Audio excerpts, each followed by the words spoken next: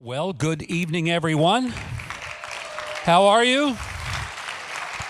So glad you're here to pray, vote, and stand. I was waiting to see if I was going to get this elaborate introduction. And they said, get on out there. Nobody cares who you are. And look, I know that to be true these days. I used to go to places. Look, this has been going on for 19 years. I've been to a bunch of them. And many places over the years I've been to speak, somebody will get up and give this glowing introduction. And they'll give actually more introduction than is necessary. And people say, what do you want in your introduction? I said, look, don't go through all this biographical stuff because the people who care about it already know it. And the people who don't know it don't care about it. But for years, people would give these long introductions. And then something happened. In the last few years, the introductions I normally get are real brief. It goes like this. Ladies and gentlemen, please welcome Sarah's dad. And that's the totality of my introduction right there. She's telling everybody that she just wants to be a better governor than her dad. My response to that is, it's a low bar, kiddo. I think you're going to make it. I do get asked a lot of questions about her, more than I get asked about anything else. And here's the question most often I get. Your daughter, wow, we watched her in the White House. We're watching her as governor with a school choice bill that is just amazing. Your daughter is tough. Where'd she get that? And I always respond, have you ever met her mother?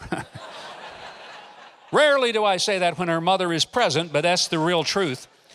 Now, a lot of it has to do with she had two older brothers who were incredibly mean to her. She's the baby of the family, only girl. They were convinced that we liked her better than them. Hate to break it to them, but we did. It's just because they were mean, and they were really mean to her. When she was 2 years old, they superglued her fingers together one night. That required a trip to the emergency room to get them separated.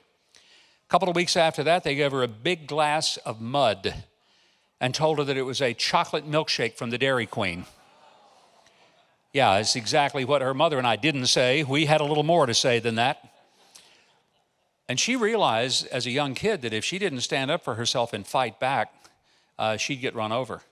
And so her brothers liked to boast of the fact that if it hadn't been for them, she would never have turned out like she did. Not sure she appreciates it as much as they think that she should appreciate it. I want to express deep appreciation for all of you being here. We are just 30 days away from an election that we always say every 4 years, the most important election in our lifetime. And we say that, and it's usually true. But without any sense of hyperbole, this really is the most important election. And it truly will determine the direction of our country, not so much for old guys like me. You know, I'm close enough to the finish line.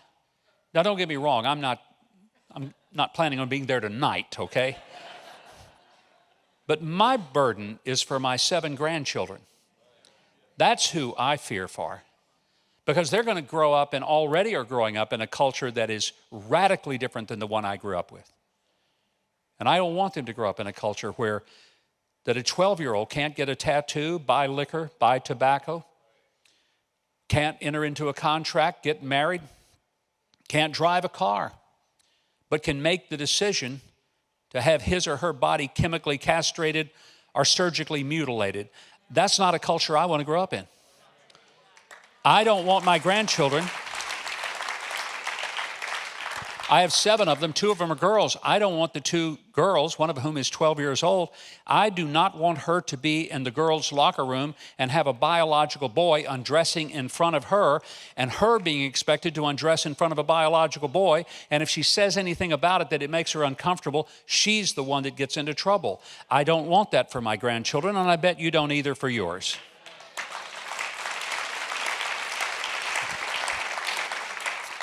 But the election this year, let me be very blunt, is not as much a political decision for this country. I've been in politics for a little over 30 years. I've run for office, I've won offices, I've held office, I've served. But I can also tell you that what we're facing today is not the traditional historical political spectrum that is horizontal. Left versus the right, liberal versus the conservative, Democrat versus the Republican. That's the horizontal spectrum that we have mostly lived under. We're no longer living in a horizontal world with horizontal issues. Folks, our issues today are vertical. They are up and down, heaven and hell, righteous and unrighteous, good and evil. And we have to understand that the battle is spiritual. The consequences will be political, but the underpinning of it, never kid ourselves, is spiritual. There's no other explanation for the hatred that is being leveled against the Jewish people and specifically the state of Israel. It's irrational. Who would have ever believed in our lifetime we would see on the major college campuses of America where college students would believe that it was perfectly okay to shut down the voices and even the ability of a Jewish student to walk across the campus? Look, I grew up in the 60s. My gosh, we had people taking over the president's office at college campuses arguing for free speech. Today, they're taking over the campuses to argue against free speech. This is a radical difference. We have people who don't see the world like we grew up seeing it. And the result is that we're living in a day where people think that it's perfectly okay for folks to burn down a city and trash a police car and burn down a police station. And the news media will say, it's a mostly peaceful protest as the fire rages behind them. That's not a difference of opinion. Folks, this is insanity. We're living in an upside-down world. And when the theme of this conference, pray, vote, stand, I pray that you will embrace this as more than a slogan, that you will see it as a command. I was recently in the film God's Not Dead, In God We Trust. I don't know if you've seen it yet. If you haven't, you need to see it. It's a wonderful film. I appreciate both of you for watching it. But if you haven't seen it, I sincerely urge you to. First, it's, I think, the best of the 5-part series. And secondly, I was in it, and I really think you should see it. I just want to tell you this. There is a lot of talk around the country. Again, I'm in the film, and people are saying there's Oscar talk going on here. Now, not about me or the film. There's just Oscar talk going on. But not because I'm in it, but here's an underlying message is this. By the way, General, how are you? God bless you. I love this man down here. One of the greatest Americans in our country. God bless you. But this film is a reminder that there are 40 million self-described evangelical Christians who do not vote in a presidential election. And let me explain what that means. If half of those people who sit in church on their blessed assurance would pray, stand, and vote, we would change every election in this country from the school board all the way to the White House.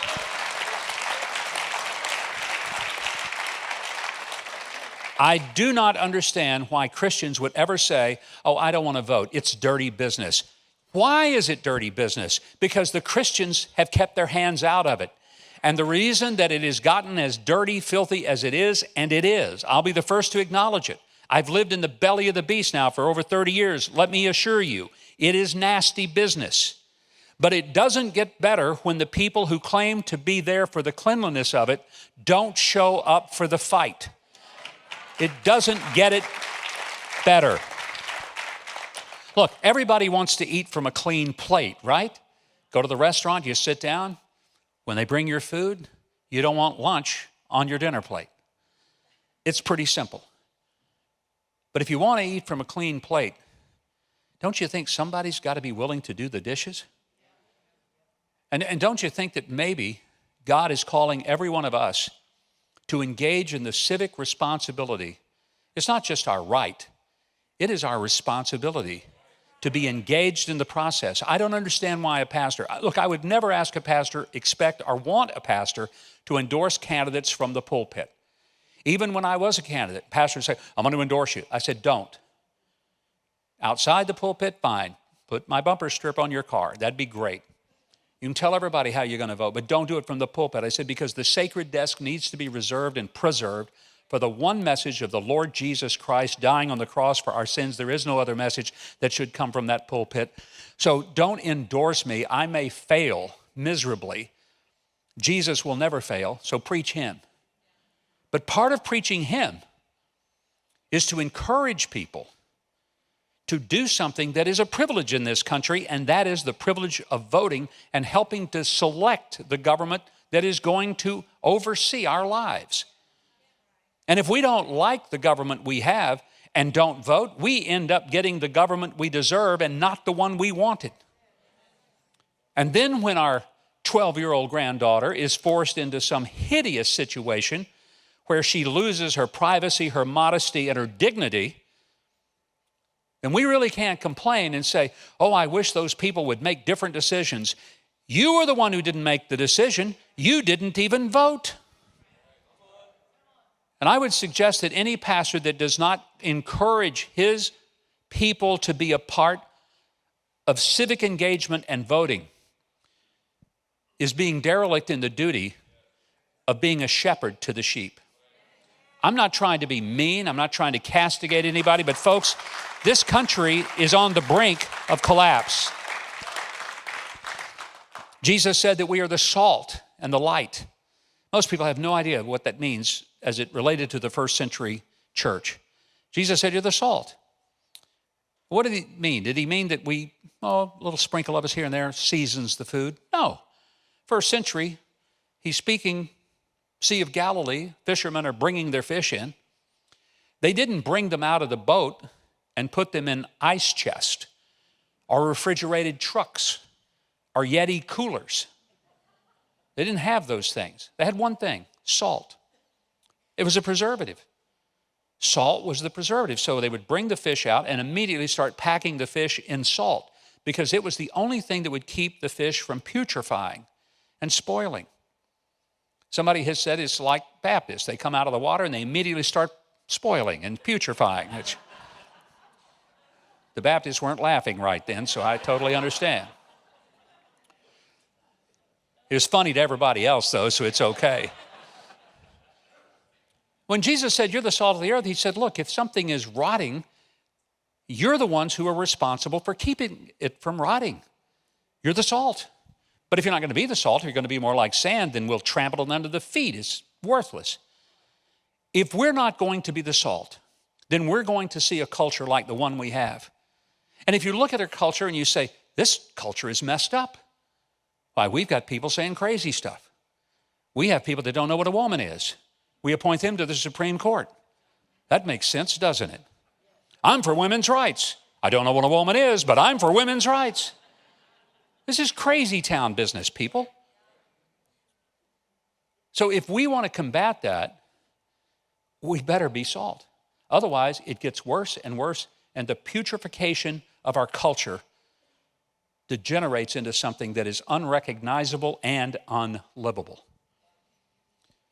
Wherever there is a lack of salt, there is rot. If you look at our culture and society today and say, it's rotting, it's because there's not any salt. And who's the salt? Are we expecting the politicians to deliver that? You shouldn't. God is expecting his children, the people in our pews. He's expecting us to be the salt. And he said, not you could be, you should be, you might be. He said, you are the salt of the earth. But are we acting like it? No, we enjoy going to church, and that's our huddle. But if you have huddles and you never run the play, you never can win the game. And folks, we have a lot of people that get gathered up for the huddle, then they leave the field. Several years ago, for a long time, had a bass boat. I love fishing. And, the only problem with a bass boat, those things are expensive, right? Some of you have one. Some of your wives saying, yeah, they're expensive. And when I had a bass boat, I realized that if I took it down the Arkansas River, I might bump into a stump and knock the lower unit off. I could hit it so hard, it'd put a hole in it, have to get it repaired. And it'd get nasty and dirty in the river. So I ended up doing something that a lot of us boat owners did.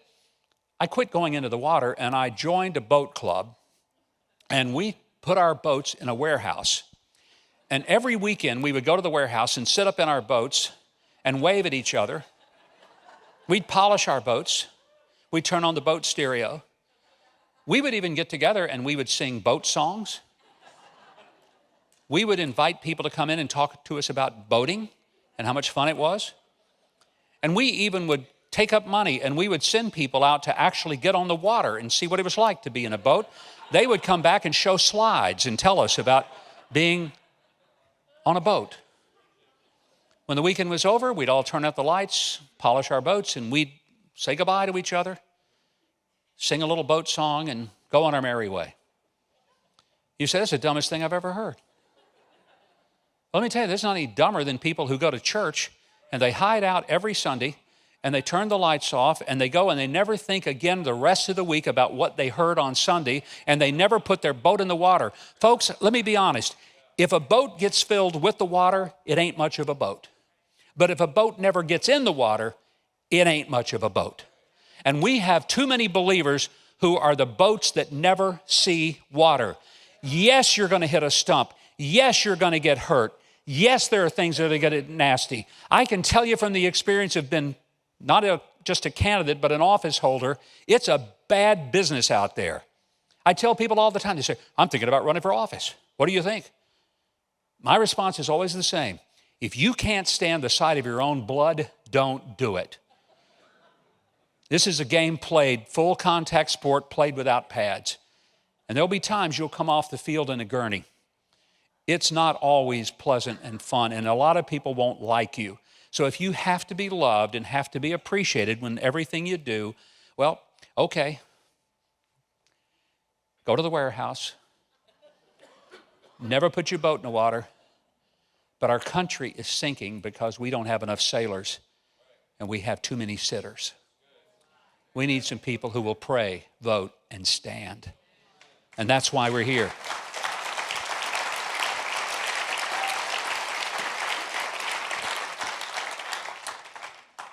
I love what Michelle Bachmann was sharing a few moments ago, and especially the powerful prayer. We sometimes really do act like that it's so much about us.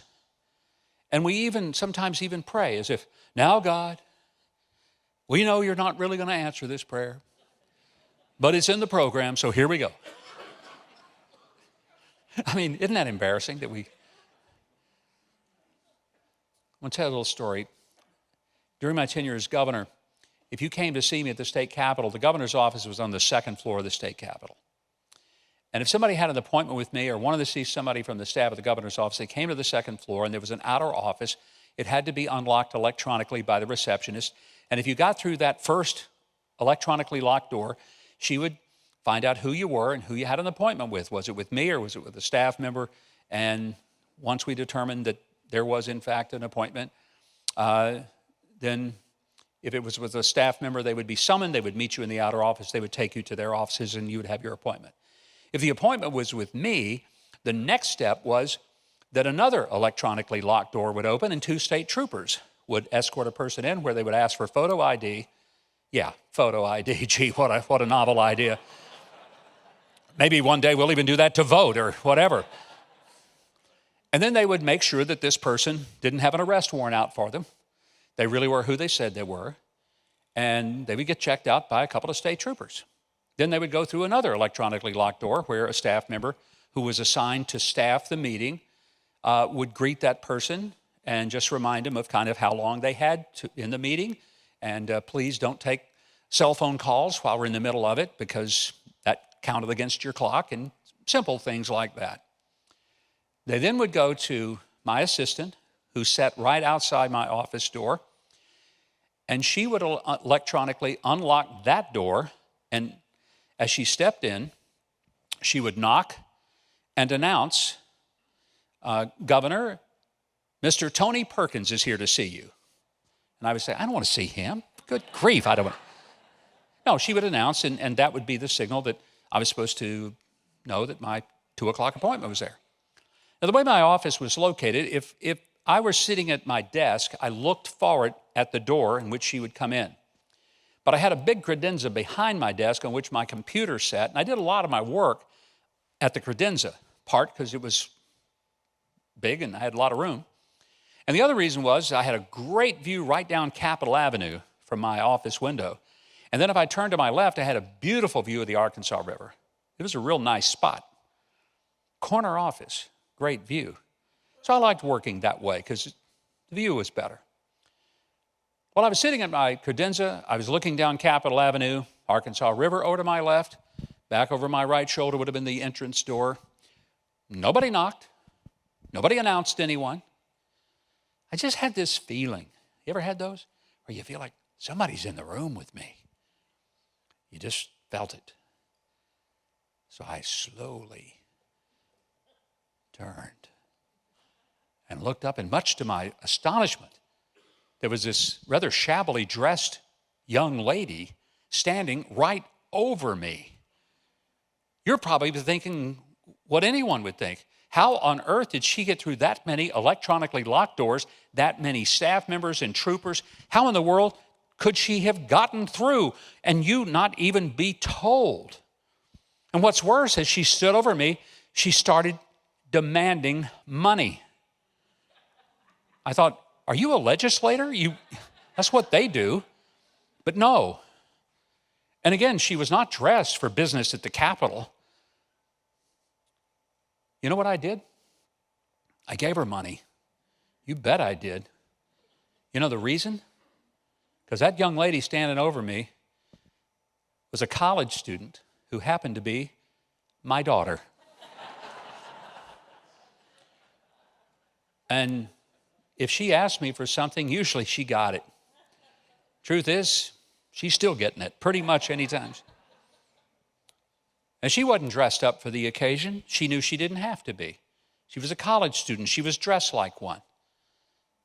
And she didn't have any hesitation whatsoever to say, Dad, I need some money. Can you fork over some? Which I dutifully did. You see, she didn't have to go through all those people to come see me. Standing rule in my office was always that any member of my immediate family had instant access. They called, they were put right through. If they came right in. Now, my assistant might say, look, he's in a meeting with whoever, and then it would be up to them to decide if it was important enough to interrupt me, and usually they thought it was. I wanted it that way because I never wanted them to think that they took a back seat to anybody. Not the biggest donor, not the most important person in business. Nobody was more important than they were. So here she stands, she's asking for money. She didn't have to go through the state troopers, my assistant, the receptionist, the staff members, nobody. And there's a simple reason why she didn't have to ask anybody's permission to stand right there and boldly ask me for money. Because she had something that nobody else that day who came to see me had. She had my name. She had my name. I don't know how many times I see believers and they act like that we're so powerless. We're overwhelmed. We're going to lose this thing. How can we possibly survive? And I want to just sometimes say, have you not read the book? God has given us his name. He has told us that we don't have to ask anyone's permission to come boldly before his throne, and we can ask him anything he wants. He may tell us no, but he loves to tell us yes. And if we were to pray and sincerely repent of our sins and come with a sense of humility about what we've done to this world and the country, and if we were to come without apology and ask him to bring healing to this land and to raise up a generation of godly leaders, even if they weren't aware of the fact that they were being godly leaders, but that he would use them, because God can hit a straight lick with a crooked stick. And we would ask him, he might just turn this nation around. You have his name. Pray, vote, stand. God bless you.